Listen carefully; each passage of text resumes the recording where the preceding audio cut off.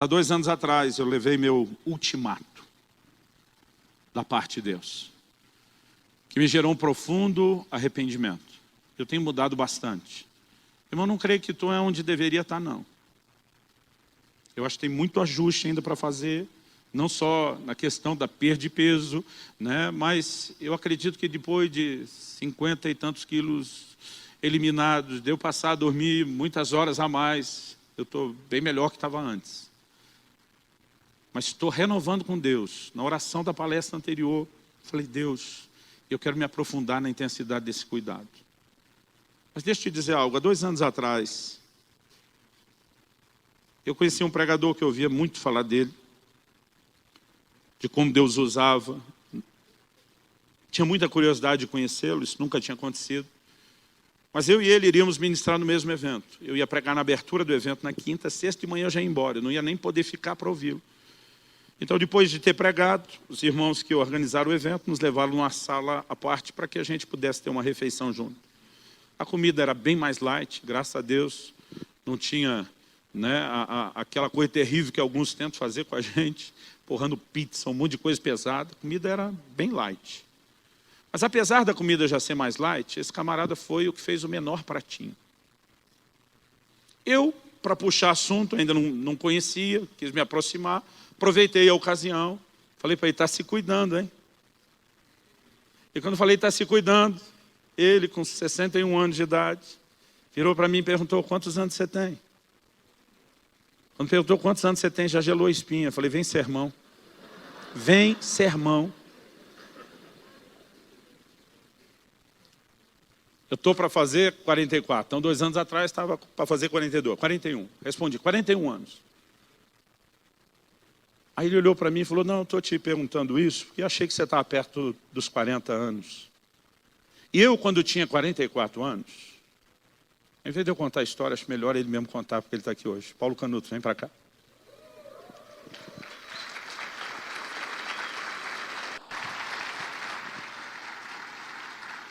Ele me disse, eu com 44 anos de idade, eu morri.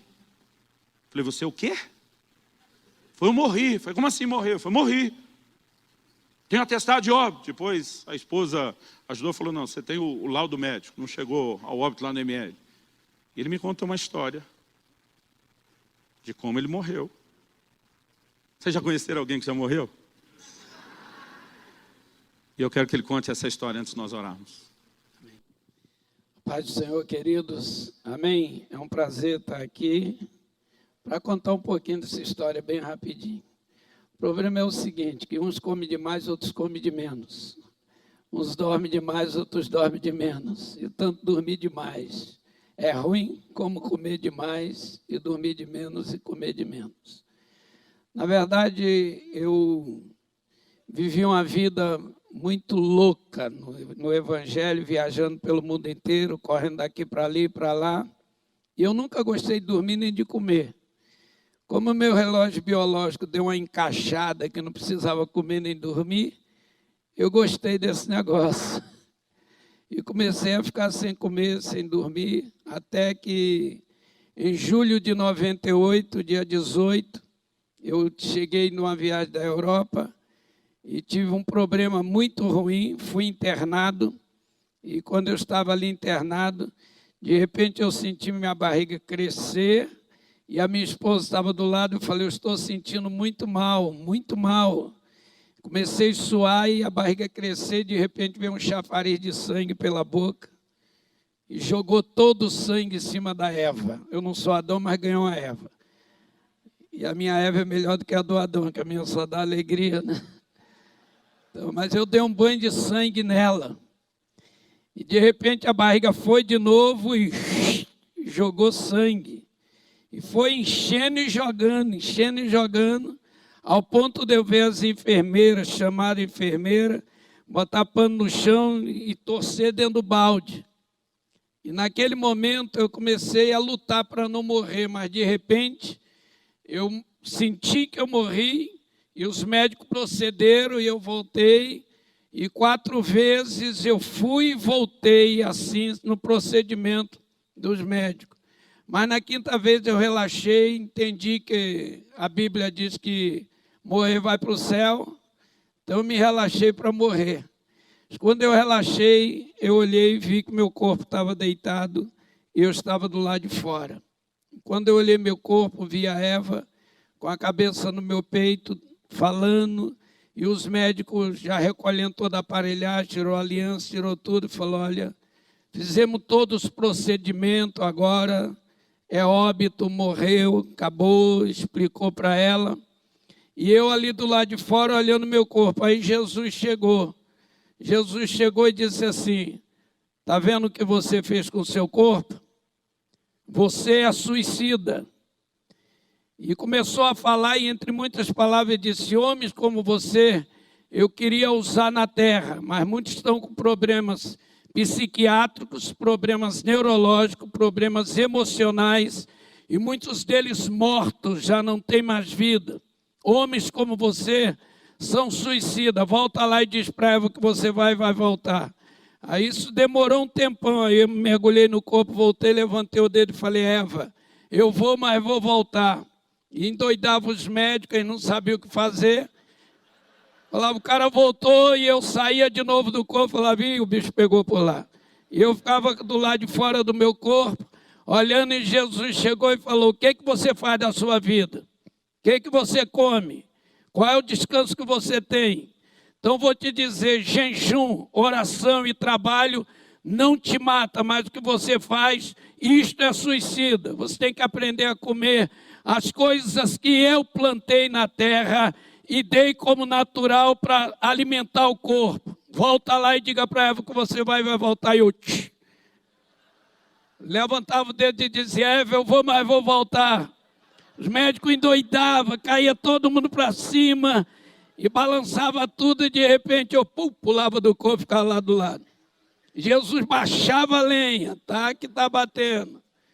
Falando tudo que eu nunca ouvi na minha vida sobre corpo, comida, alma, espírito. E vai embora e depois na terceira vez ele falou bem assim, agora veja bem o que eu vou te mostrar, me fez ver meu velório. Aí eu vi meu enterro, milhares de amigos, ali em volta, alguns chorando, e de repente chegou alguns e olhou, Senhor, por que o Senhor permitiu Paulo morrer? Ainda tinha muito projeto na terra, muitos sonhos. Jesus falou, está vendo o que você faz? Eles dizem que foi eu, ainda me julga, mas quem morreu foi você, quem se matou foi você, e eu sou julgado. Agora você volta e diz que você não vai mais morrer, porque eu vou te usar um tempo mais na terra, vou te dar uma oportunidade. Em vez de eu, cabeçudo aqui, sair devagarzinho, mergulhar no corpo e ir embora, e viver, eu falei para Jesus, Jesus, então faz um acordo comigo, meu corpo está morto, eu vou voltar para lá, vou ficar em coma, então faz uma coisa comigo, deixa eu ouvir, ver e falar. Jesus vem dar um tapa no meu ombro aqui e diz, vai, mas eu vou colocar teu corpo na mão dos médicos, eles vão manipular do jeito que quiser. Gente, quando eu voltei para o corpo, parecia um inferno, porque eu estava vivo, e eu começava a tentar mexer e não mexia, e o médico vier, eu só falava, eu estou vivo, vendo, ouvindo e falando, numa cidade do interior de Minas Gerais, chamada Belo Horizonte, Santa Luzia, e fui transferido para o de Lomberes, em Belo Horizonte.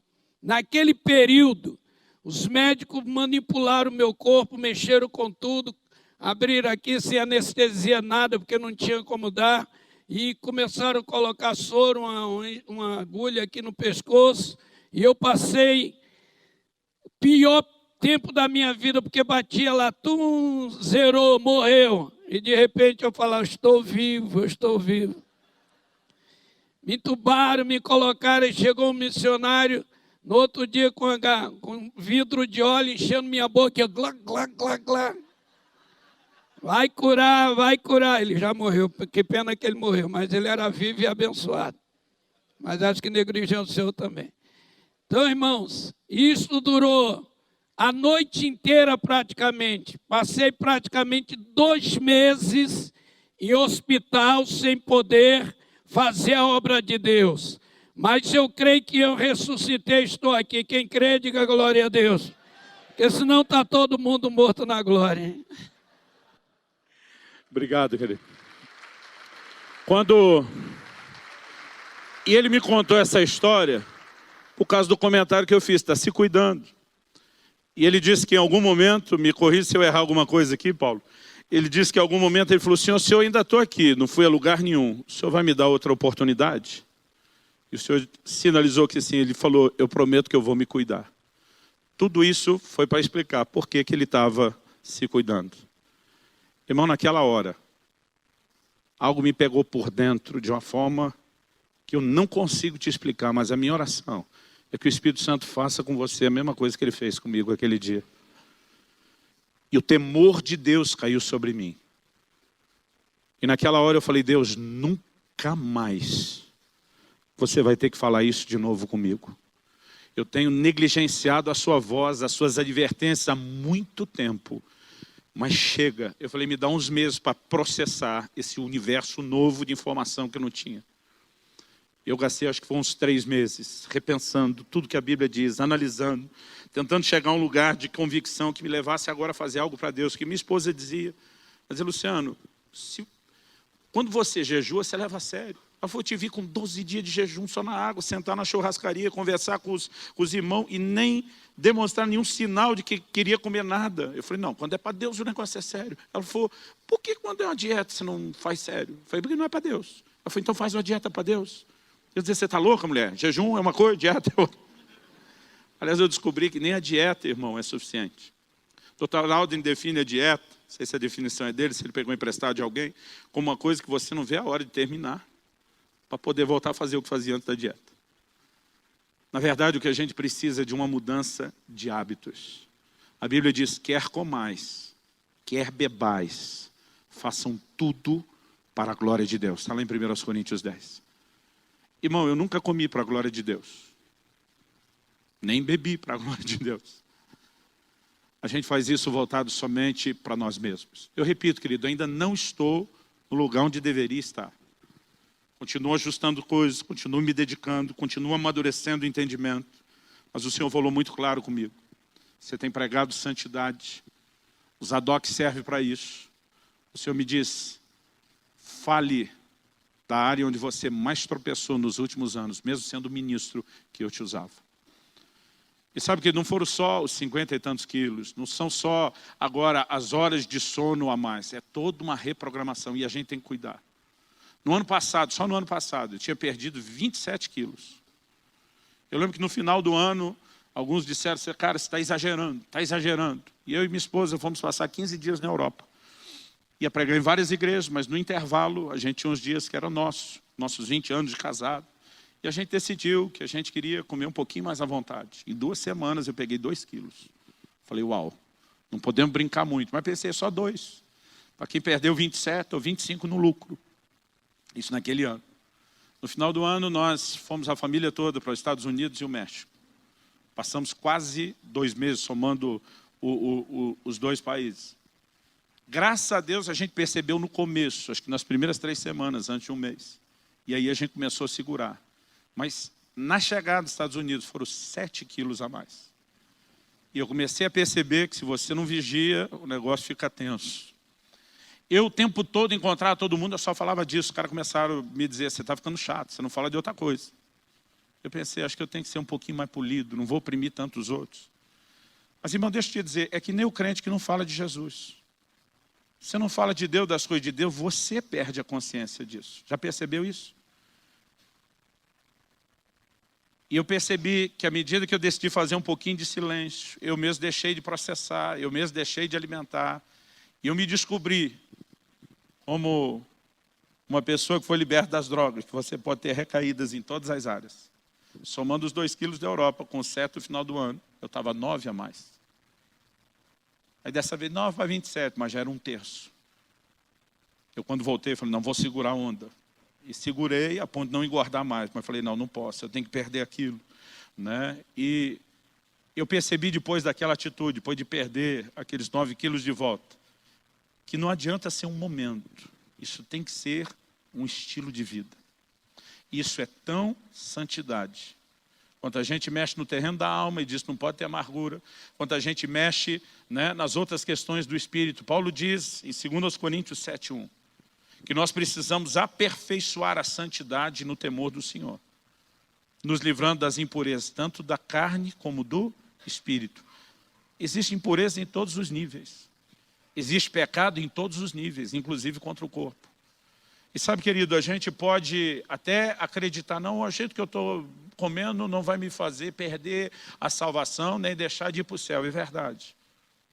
Você realmente pode não necessariamente comprometer isso, mas você pode comprometer o plano e o propósito de Deus. E o dia que você estiver diante dele, com a responsabilidade de prestar contas de ter ou não ter cumprido a missão, todo o prazer da alegria e alegria da comida, da vida desregrada, não terá valido a pena.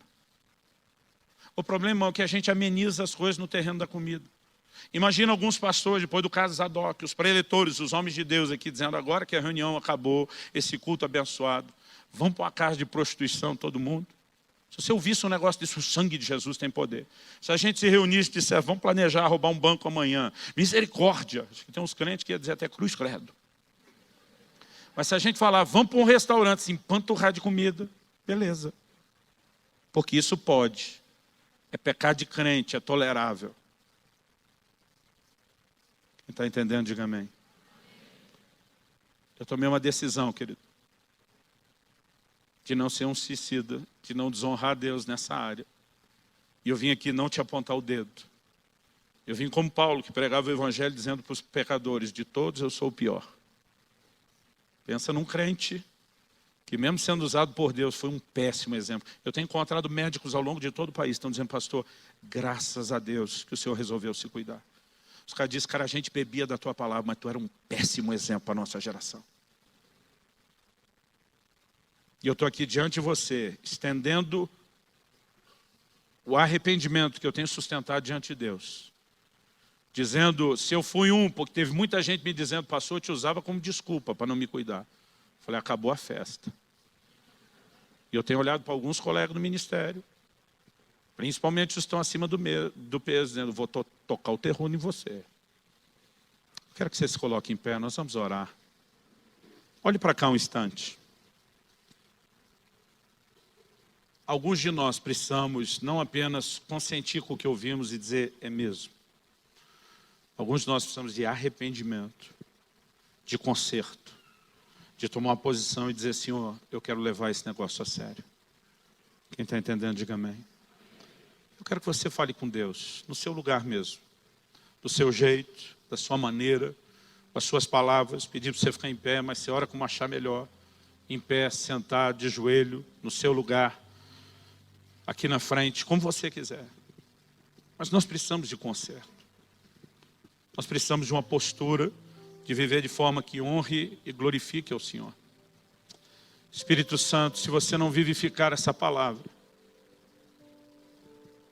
terá sido só uma palestra, só um discurso. E nós precisamos de mais do que isso.